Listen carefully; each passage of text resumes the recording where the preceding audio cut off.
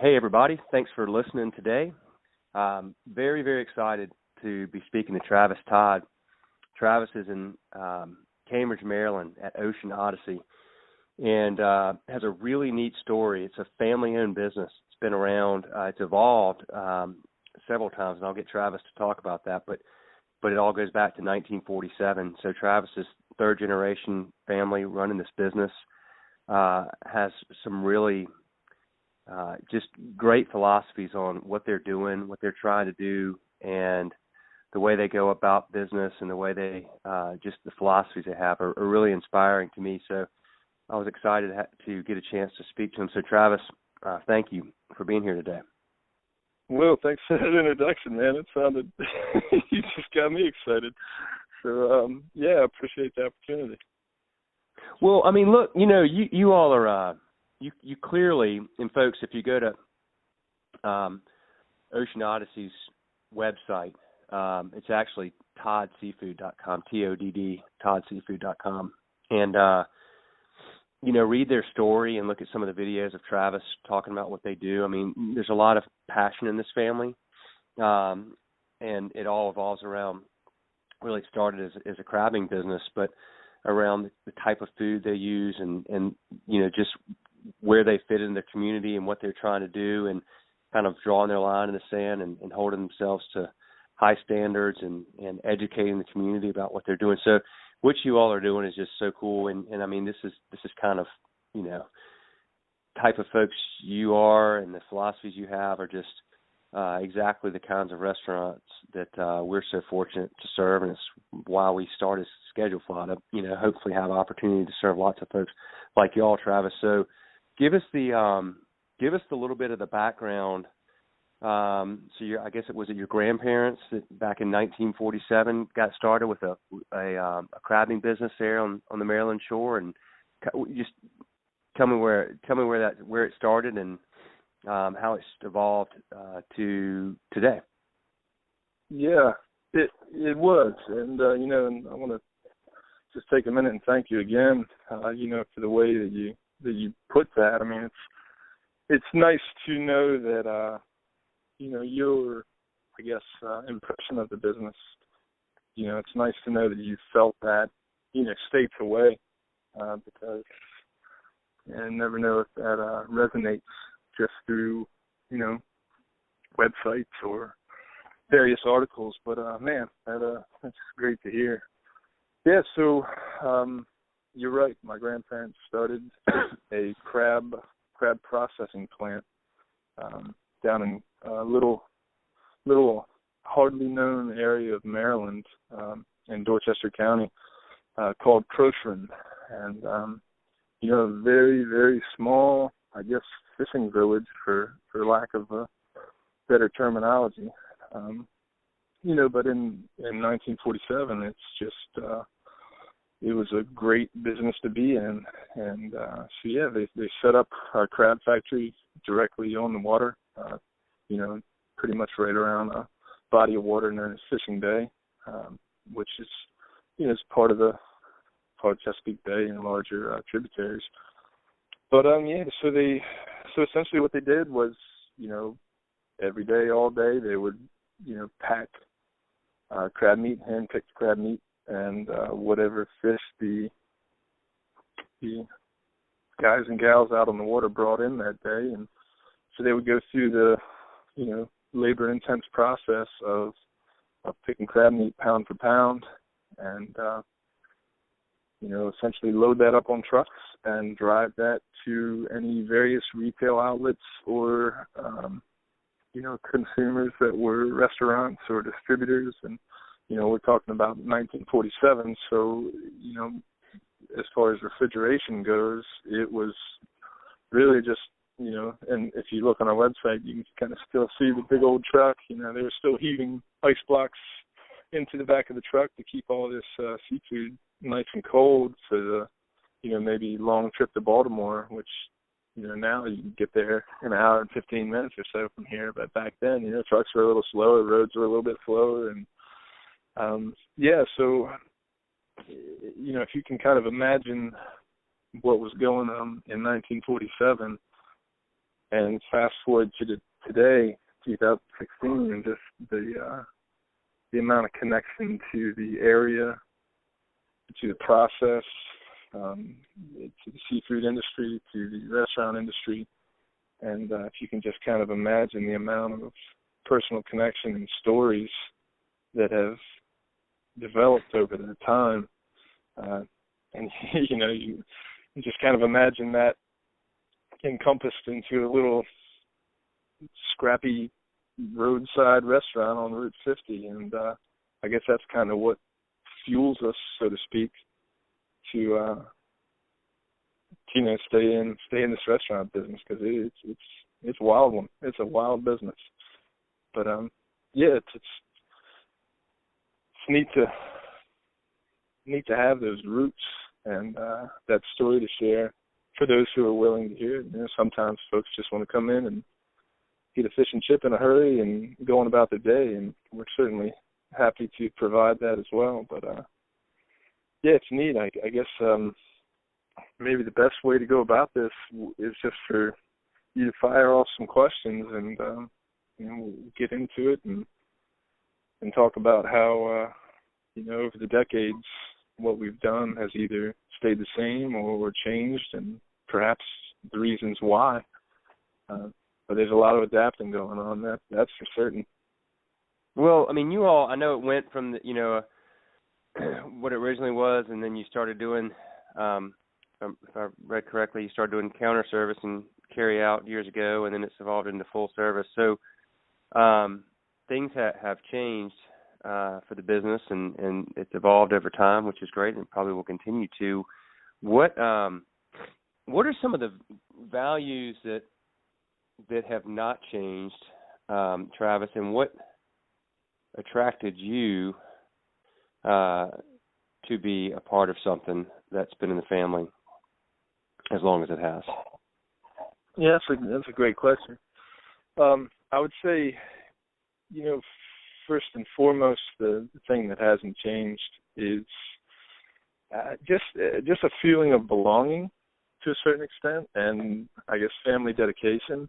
And when I say family, I'm talking about extended family as well. I mean, I think Dorchester County is truly an area where, when you hear people say it takes a village kind of to raise a person, that's very much alive here.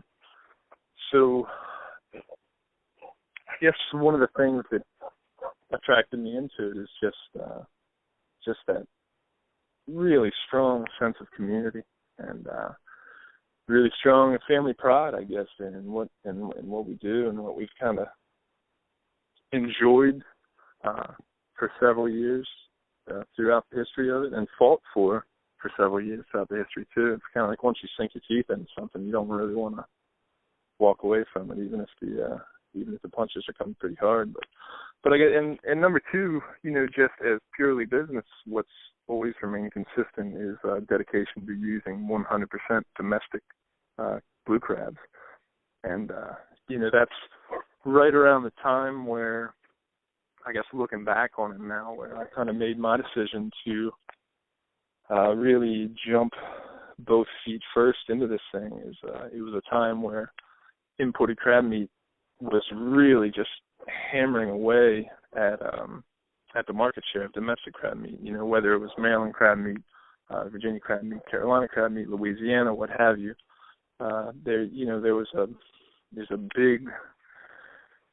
There's a big push in a lot of restaurants who are deciding to purchase crab meat sourced from either Venezuela, Indonesia, what have you, and which is fine.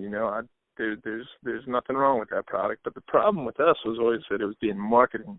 People were coming to Maryland, sitting in these waterside restaurants and eating these Maryland-style crab cakes, and that was always the key word, style. And as long as you had that on your menu, you could use whatever you wanted.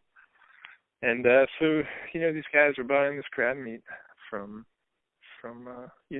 international providers at significantly less cost, and which is, sometimes in the restaurant world, I get it. You're running on tight margins. You have to do those things with various products. But for us, where we were so connected to Maryland seafood and Maryland crab meat, and having a background in manufacturing before being in the restaurant business, it really created a gigantic amount of respect for the product. And so I guess maybe I originally kind of jumped back into this business because I was just angry, and I just saw the family could use some help, and I had a ton of energy, and thought that, hey, maybe I can get in here and at a time where the family needs it most, and figure out a little bit more about, not just the restaurant side of things, but maybe the manufacturing side of things as well. And so I guess it was that.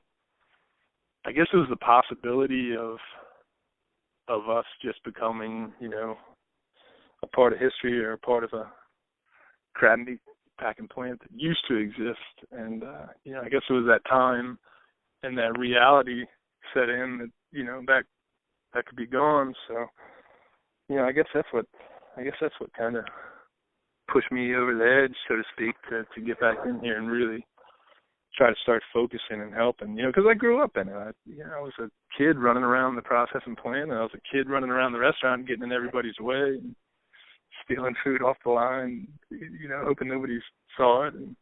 But then I went off to school for several years in Virginia and studied something completely outside of the restaurant business and really loved it, really liked it. And straight out of school, I had to make a decision pretty quick. Got some job offers in the field that I had studied, and but it was just this overwhelming magnetism towards the family business and towards this town, and just the deep roots that are here. So I guess that's a pretty long answer to your question, but hopefully I can. No, and that's great. I mean, how long have you been back in part of the business? So returned from school and really kind of sank my teeth in beginning in 2003. So I guess this is what, year 13 or so? So a little over a decade. Was the business ever did you ever consider using imported crab meat, or is that something that your family would not do no matter what? Yeah, I think that's one of the things that we definitely draw a line on the sand. There's a lot in this world that requires flexibility and openness, and but that's one thing that I guess we would sooner take crab cakes off the menu than I think for us it's just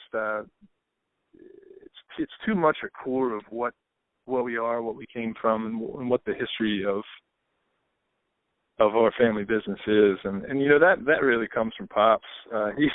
It was, there was a couple of years where that crab meat was really infiltrating the market, and the guys would come by and bring in samples, and they wouldn't last too long in here before he kind of politely but pretty sternly asked them to walk back out the same door they came in, and he didn't even want that a can of that product to be seen in this place, I guess, to put it politely. But no, I think that's we've certainly drawn the line there and never wavered from that. And that's in our minds, we're pretty proud about that. What have been some of the changes that you've seen in the 13 years that you've been a part of the business? Yeah. Well, I guess the biggest thing when I originally got back, the backbone of our business was still the crab meat manufacturing and and selling steamed crabs in the restaurant as well as retail, wholesale, you name it. And so it just so happened that about the time I got back is also when things started getting a little tough there. The local harvests were down, the imported crab meat was flooding the market, and so we were kind of getting pretty close to panic mode. So one of the areas that I thought that I could be of help was in the actual operation of I guess, the restaurant portion of the business, which at that time, we were still very much a, mom and pop, walk in, place your order at the counter, get a little table tent with a number on it, and when your food was up, we'd either, yell your number out or somebody would bring the food by, and it was very simple, it was crab cake sandwiches and soft crab sandwiches and cheesesteak subs and things of that nature that were designed to be just, quick comfort foods. And so, people wouldn't spend much time here, and but it was also super casual and easygoing. But I thought that we had, room to grow there, so to speak, or improve. And in my mind at the time, I thought, I had cooked enough through high school and everything. I thought, I can jump in here and I can do this, and I know what I'm doing. Turns out it's not that easy at all, but but nonetheless, I stuck to it and I learned, and I just kept trying to develop a different menu, develop a different style of service, and through the course of several years, and I'd say even still today, we've basically converted from what was a manufacturing facility with a little sandwich shop in the front to now we're a full sit down, full service, I guess the real deal restaurant, as you would expect to. Families bring their kids, bring their people. Anybody in the community comes in. Great craft beer program, steamed crabs. We have a beer garden outside now. We've got, our menu. We've certainly learned and improved that over the years, and we're focusing more and more on, products from around this region. And so it's, I guess we've kind of converted into a simple in-and-out sandwich shop to a full sit-down. And then not only that, but I guess there's been different periods of time where different family members were involved, and to be quite honest, the only reason we even had a kitchen in the first place is, when we moved here to Cambridge and opened the second crab meat facility, at that point, my father's father had passed away, and my grandmother, everybody around here knows her as Nanny. She's not the type to sit still. She was highly involved up until she was 92. She was still here and involved in some way in the day-to-day process. And so to be quite honest, Pops basically built her a kitchen to just, that's what she loved to do. She loved to cook. So he built her a professional kitchen to just tinker around in, and then each year, you develop or modify or adapt or change or whatever. So it's kind of Nanny's, in a way, it was Nanny's playhouse for a few years, and just to keep her mind occupied and keep her involved in the business. And that was back in 1986. And I've got two sisters and a brother who all at one point have been involved. My older sister, Laura, is now very involved. She pretty much runs front of the house operations now. And, so, geez, I guess we could kind of just look at a timeline and talk about each year and kind of what was going on with the business, what was going on with, different parts of the family or different parts of the crew family involved.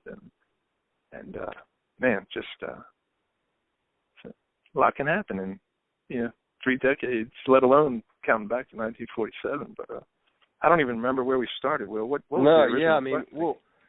Well, let me ask you this. I mean, I was asking, what had changed, and then, but I know when you came in, you felt like, you said, I guess it maybe seemed easier before you got involved than it did after you got involved. What were some of the things about the restaurant business that were much more challenging than you had anticipated?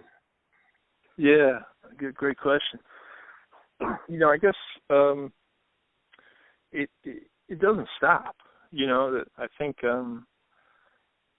guess I can only speak, for myself, but I guess myself, I'd kind of always thought that I knew enough about it because I had, cooked on the line while I was in high school, and I had this inflated confidence that, hey, I'm not bad at this, so I think I know what's going on here. And then, when you come back and you're not just working weekends or not just working evenings, but you know that you're responsible for every product and to a certain degree every person under this roof on a day-to-day basis.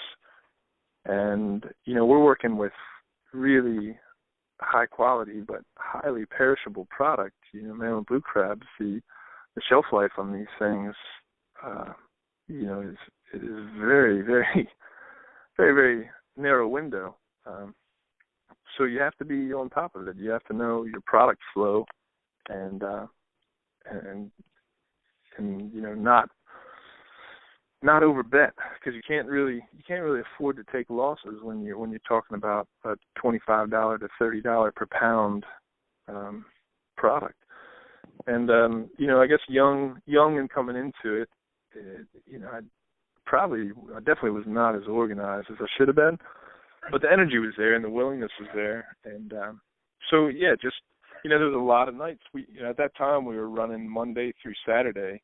Now we were closed Sundays, but we were running Monday through Saturday, and so my days would start at 10 o'clock at the latest. But if we were picking crabs that day, we could be in here anywhere from 6:30 to 7 in the morning, and then you get that part of the day done, and you run lunch, and then dinner starts up, and then you're cleaning your last one, cleaning the restaurant down. So a lot of nights you're not out of here till 10 o'clock, 11 o'clock, and you're up then the very next morning, getting right back into it. So it's a and anybody in the restaurant business can tell you it's a nonstop grind, and you can't take your eye off the ball. Otherwise you're going to start taking losses, or quality control is going to start slipping, and and on a good night, that's the amount of sleep you got. That's not if your walk-in cooler went down and you get that phone call at 2 a.m. that you got to come back over, or if the crab truck that you were expecting,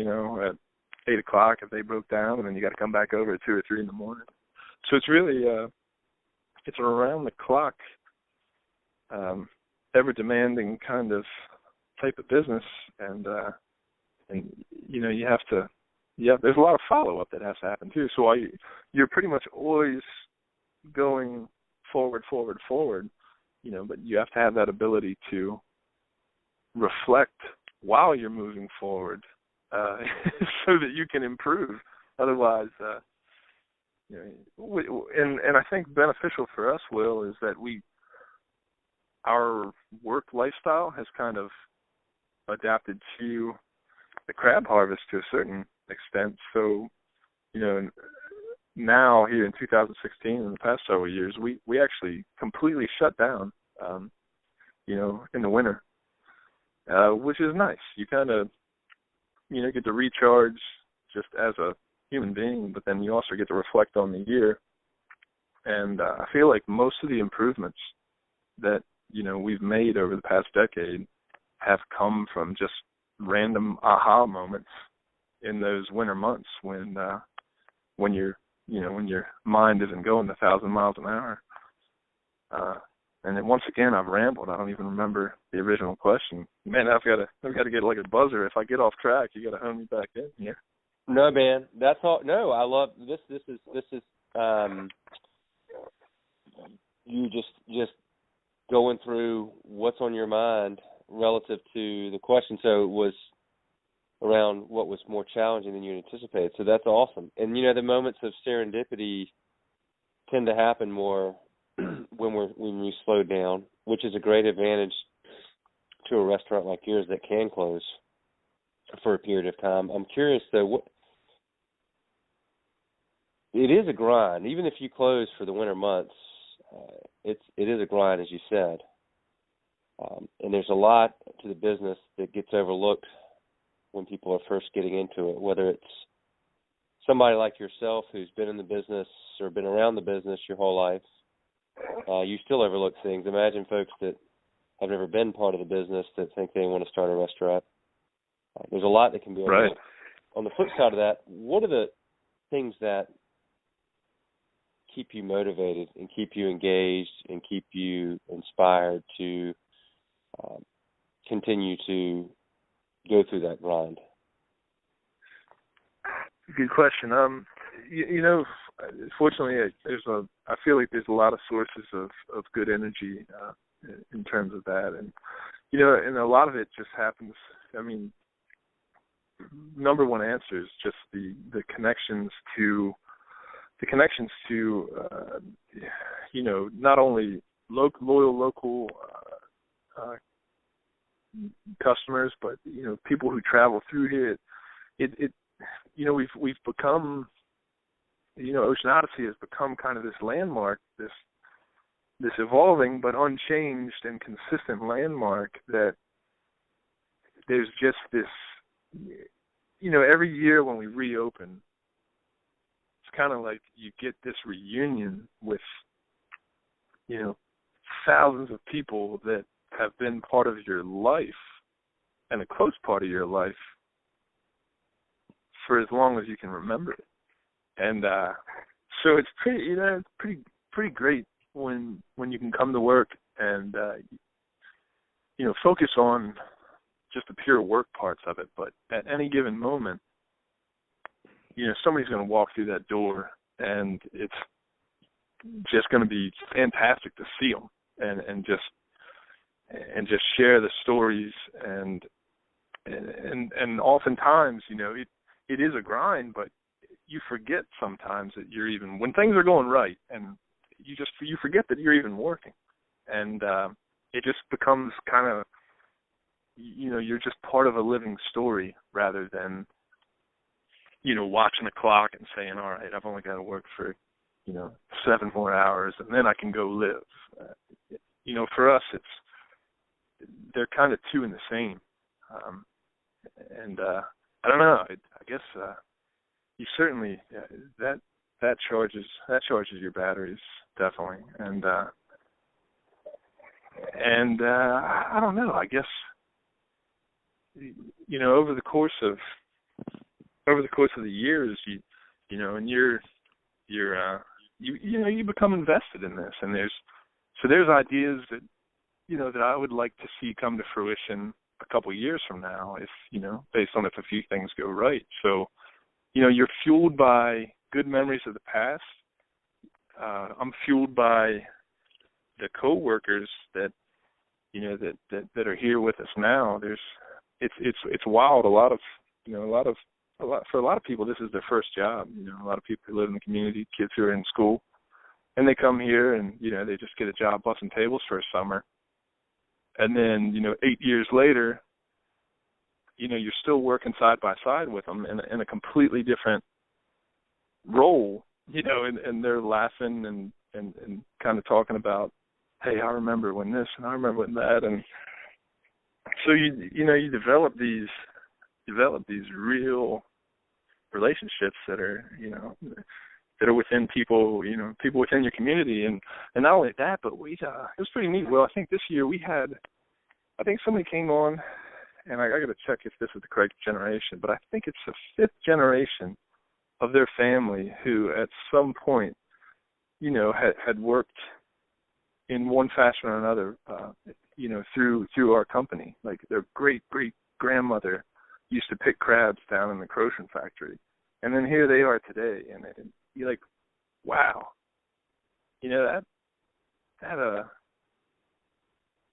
That's just neat. So that something like that happens, and we just had our 30th anniversary, and we threw a pretty big celebration for that, and just kind of seeing the people, come to that, and them sharing their stories, and just little glimpses of their life, and like what Ocean Odyssey's kind of meant to them, and so every time you kind of get tired or a little bit second guessing yourself, it's like a story from somebody comes through and just completely just fills you up with all kinds of reasons to keep on keeping at it. I love it, man. I love it. Tell me about, you've had a lot of staff come and go over the years. Tell me about the workforce today. What's different now than, let's say, a decade ago, if anything? Yeah, no, I'd say, that's interesting, and I think, I think where we are today is, and we've had wonderful people, throughout the entire history. Now, obviously, I'm a little closer with the workforce here today because, I kind of was cutting my teeth as a young, not so great leader in this business at the same time as some of the crew that are here today. So they've helped me along the way, and now I realize how important it is for me to, help them along the way too. I guess straight out of college, I was all energy and I would try to cook 1,000 miles an hour, and if people could keep up, then I'd be like, wow, hey, that person's great. But now it's I just see this willingness to learn and this and really great leadership qualities in young crew members here that have expressed their interest to, grow their role within the company. And it's neat. It's like so back my brother used to work here like in the early 2000s. Him and I worked together, and I remember we hired, one of our first hires was a young kid, same thing, just came into work dishwashing station for a summer, and now he's 24, 25, and he developed a love later in his role here for craft beer and what was kind of happening at this restaurant and so forth. But he really got into it. And now, so we kind of had the opportunity to kind of mentor him once he was going through college, because he was kind of down on himself because he didn't get a job right out of school, and he wasn't doing what people thought he was supposed to be doing, and he tried going into the insurance business and just it wasn't for him, and he was just miserable. But an opportunity came up to work at a package store, and somewhere in the back of his mind, he was like, I got a college degree, I can't just stock shelves and I told him, I was like, just go do it, because you're going to meet all kinds of industry guys. And anyway, make a long story short, here we are a few years later, and he's a regional salesman for a distributor, and he's just doing a great job. I mean, the guy's out there and completely has come out of his shell, and it's nice to kind of watch that happen and say, wow, that kid was 14, 15 years old when he first came in here washing dishes, and look at him now, really kind of coming to his own. So well, I keep referring to family, but it's really true. I mean, the people we work with and people we live with in this town, you're part of it. You're connected in so many different ways. So it's we're here now. We're focusing on service, every afternoon and every dinner. But there's all these other things happening too that once service is over and the connection with all these people, it's just phenomenal. That's fantastic. When you mentioned, I think you said when you first came out, maybe you could have been a little bit more organized and you were all energy. How has that changed, and why is being organized important within your business? Yeah, great question. I guess it's changed in that, like I said, you really get to kind of evaluate in the wintertime when we shut down. You really can evaluate, what went right, where can we improve, and then kind of get down to the how can we improve part of it. And so the ability to really review the strengths and weaknesses over the course of the year, and then just knowing, well, this didn't go right. Okay, how can we fix that? And your world's going slow enough when the restaurant's not open, and you can really kind of analyze, every little thing, like, why is the dining room set up this way, and how can moving these tables here and moving these tables here, how can that better, the experience for the customer, or how can that allow for our front of house crew to, navigate through the aisles, so to speak, or navigate through the tables, with better flow, and in the kitchen, how can I improve? I gotta read some more books. Obviously, I've got to immerse myself in this cooking, and then not only that, but having, I guess,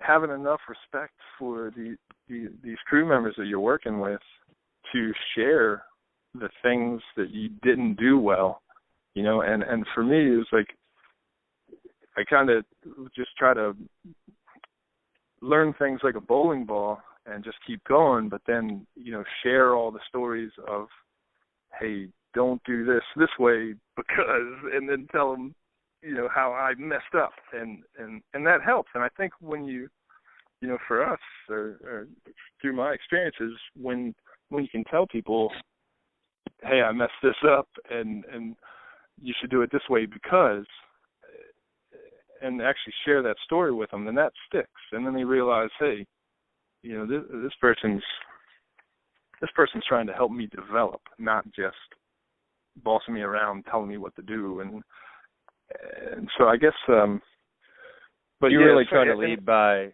example and coaching and helping people improve, and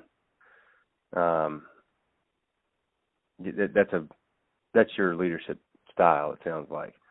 Yeah. I guess you're a lot better at verbalizing it, but yeah. So I mean, yeah, coaching. That's it. I mean, it's how can that's the way I try to look at it. Is like, how can I help somebody do this task better right now, and do I need to even be involved, and do they want me to? And so that's I guess it's absolutely like coaching to a certain extent, and then every once in a while you're on the sidelines and you're coaching, and every once in a while you got to hop in based on what's happening that day. But yeah, absolutely, sharing the stories of what has worked, what hasn't worked, developing systems has been a big thing that what type of systems?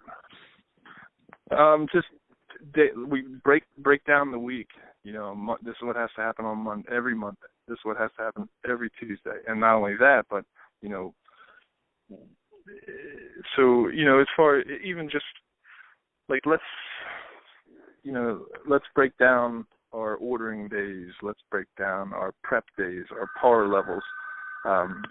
All these kind of, where we used to be very, I guess, reactionary. We would just come in, get fully prepared. We'd have no idea what we were getting fully prepared for, but we would be fully prepared, and we'd remain in this mental state of preparedness. and by 8 or 9 o'clock at night, you were just burnt out beyond belief because we didn't know what to expect. So we've really tried to hone in and know our targets a lot better, and try to anticipate the flow of the restaurant on a week-to-week basis, and understanding that in this area, we're in Dorchester County, which is a phenomenal area, but there are definitely spikes of population and tourism, during the summer months, and so the way we operate in April versus August versus November, it's 3 entirely different ball games. So we have to adapt, we have to adapt our methods throughout the year. So it's really tricky to, teach people this is what we have to do, and then as soon as they grasp that, it's like, okay, now we have to change this because there's these. It's a roller coaster. But I guess back to the original question, yeah. Systems to make the absolute pertinent everyday necessities of having fresh, perishable product. How can we create systems that allow us to, serve them at their best and not take losses by over ordering or preparing them incorrectly. So I guess that's an example of one. You mentioned that you've always used blue crab. You've always used American blue crab meat, and you said that over the last few years you've been using more and more local providers. Are you seeing customers appreciating that or even expecting that more today than they used to? In other words, are they more attuned to where their food is coming from than perhaps they were, 10, 15 years ago, 20 years ago? Yeah, I think absolutely will. Absolutely. It's it's pretty regularly talked about. The questions used to come piling in about that, and we were always happy to give the answers because, and once again tracing back to the fact that we were a manufacturer before we were a restaurant, so that appreciation for the product, it was already it was there. I mean, it was instilled in us. But yeah, the customer base really, I think, really enjoys that, and we've tried to communicate that more on our menu so that it didn't necessarily have to go into the question phase. Like, we're proud of it, so we wanted people to know about it, as soon as they sat down, without hitting them over the head with it either. Like, we don't name every single thing on the menu per se, but if anybody's interested in knowing more about it, we're certainly happy to talk about it. And oftentimes, a lot of the providers we're getting products from are in the restaurant with people. So it's kind of neat when, just the 30th anniversary somebody came up and was talking about, I really enjoyed that food, and literally the farmer was next to them in line, and so right there you can introduce somebody, and it's and everything they were curious about, you're getting information right from the horse's mouth, I guess. Way to put it. No, I think there's definitely an awareness and certainly a curiosity for people, like, what are they eating and why, and I think that's great.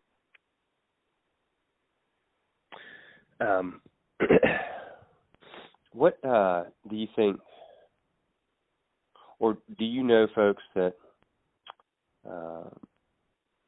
have gotten into the restaurant business and perhaps it wasn't the right fit, or they weren't successful? If so, what are some of the things you think people misunderstand before they get into the restaurant business that can make it hard to be successful in the business? Yeah. Wow. Man, there's a lot to consider. With that question, and it can change drastically based on what part of the country and your own, let alone what state, what the population size is, all that fun stuff. But the fact is, yeah, there's always room for a great product. But yeah, I think there's probably one of the misunderstandings is, I don't think a lot of people necessarily are aware of how much it costs to run a restaurant.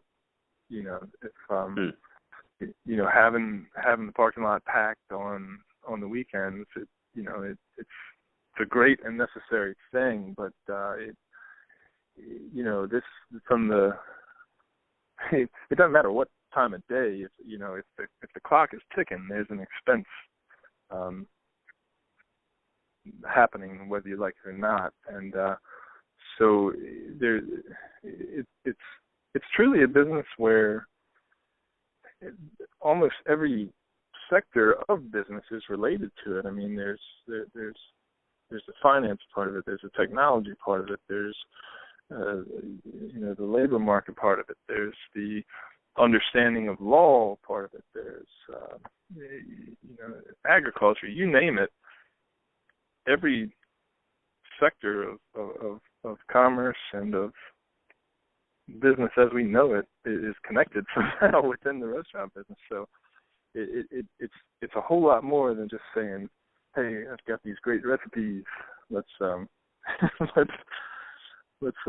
get this thing going, and then I guess on top of that too is understanding that you're not starting a business. If you're getting into the restaurant business, you're starting a whole new lifestyle, and I don't really know that you can. I don't really know if you can avoid that, because it really is. It's a nonstop, everyday commitment, and it can be a great one. Don't get me wrong; it can be amazing, but it is. If you haven't been involved in one before, you'll be very surprised by how time. It is going to. Your time is going to be spent every day, all day, thinking about it and figuring it out and trying to improve it and worrying about it and celebrating because of it and you name it. But it's not really a business. If you're in it, it's a lifestyle. It's I guess plain and simple, the shortest explanation of it. And it can be a great one. It can be a great one, but it is one of the biggest commitments you'll ever make. For sure.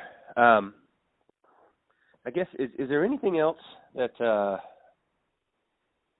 we haven't talked about that you would like to talk about or that you think would be important to discuss? Well, I don't know. We've covered a lot. Yeah, we have, and in case you can't tell, I'm usually working, not talking.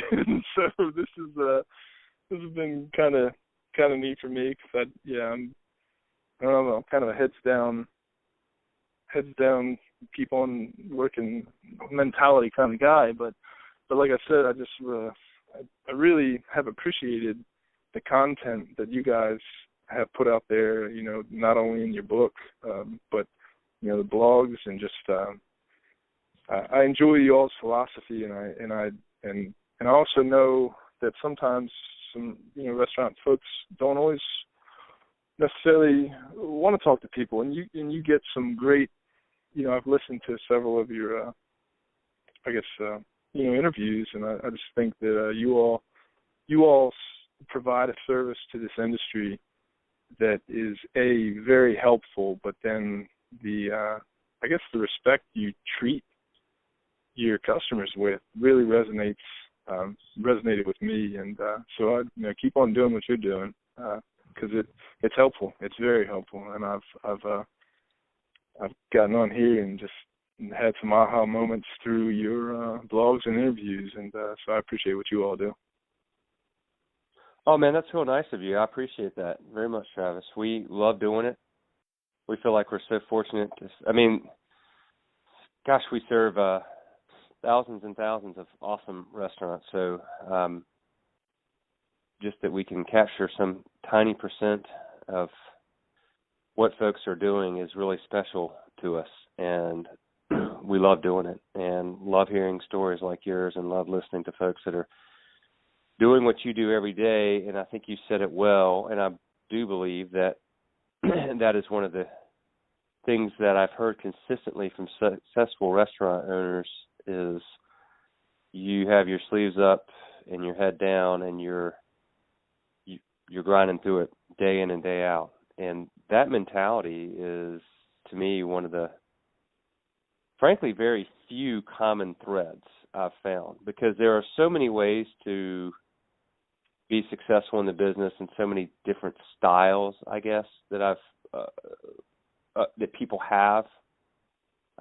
based on the folks I've talked to. But one thing is for sure is that they're all